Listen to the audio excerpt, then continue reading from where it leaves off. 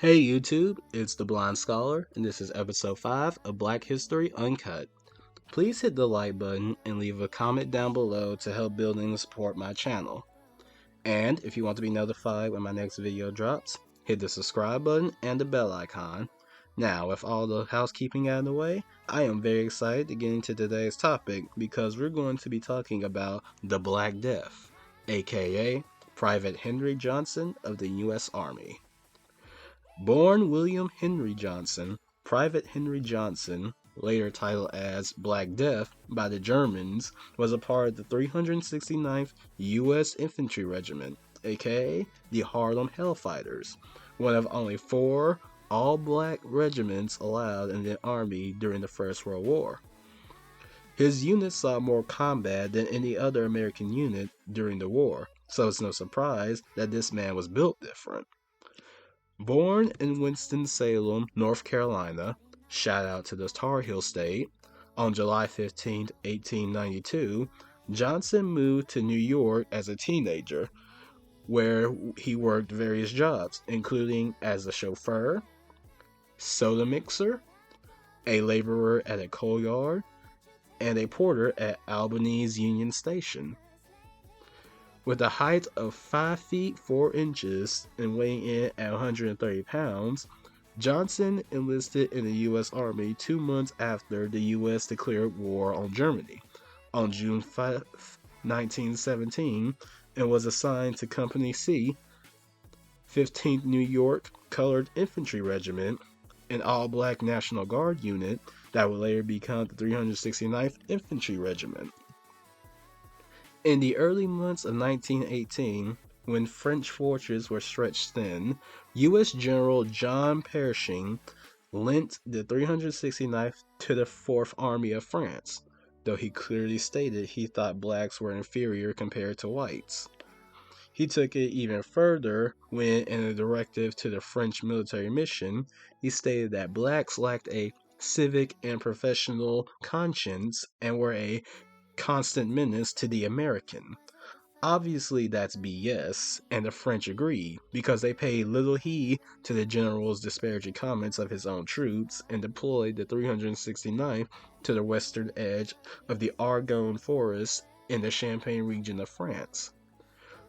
On the night of May 4th, 1918, Johnson and another private by the name of Needham Roberts were on sentry duty when German snipers, sent on orders to capture prisoners, began firing on the 2 privates.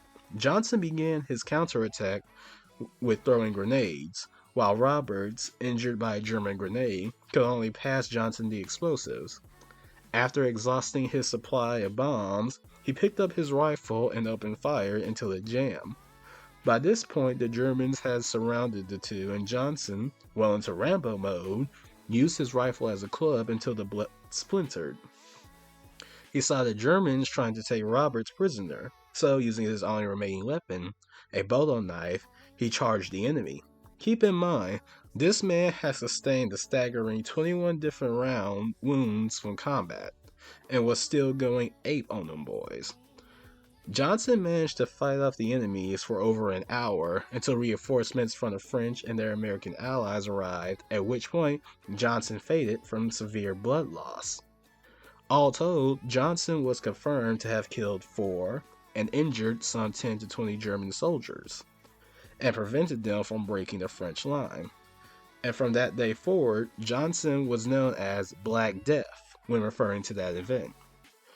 The French awarded Johnson and Roberts the Croix de Guerre, the highest honor from the French military. Johnson's included the Golden Palm for his bravery and valor. Johnson died in July of 1929 of myocarditis, and sadly, because of race relations at that time, the U.S. refused to acknowledge his contributions during the war, unlike the French, and he would not be until 1996 that he was awarded the U.S. Purple Heart and the Distinguished Service Cross in 2002.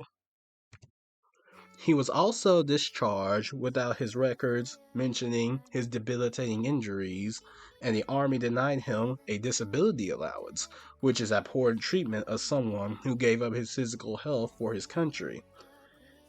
And here, I think, is a good time to stop. So let me give some closing thoughts.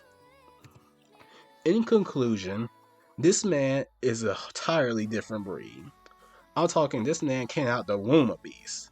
Taking on at least 20 soldiers by himself while severely injured is no small feat.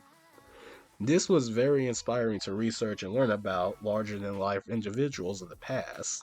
The treatment of this American hero leaves a bad taste in my mouth, but overall, I think this story gives a positive message and homage to those who came before, in the hopes of inspiring those here today. That being said, I hope this video was informative, and if so, hit that like button, leave a comment, and if you want to be notified when my next video drops, subscribe and hit the bell icon. These likes and comments help push my content into the algorithm and brings more exposure to my channel. This is The Blind Scholar. See you in the next episode of Black History Uncut.